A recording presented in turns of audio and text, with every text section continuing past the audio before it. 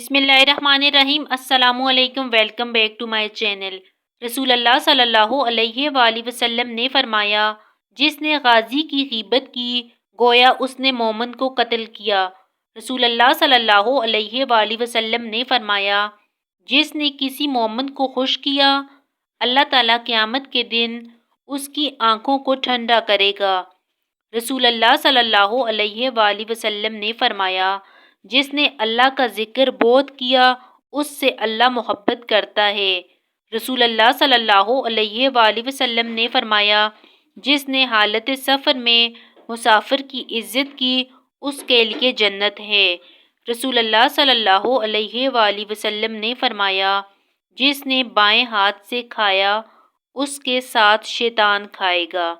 رسول اللہ صلی اللہ علیہ وآلہ وسلم نے فرمایا، جس نے روزہ کی حالت میں بھول کر کھا لیا وہ روزہ پورا کرے۔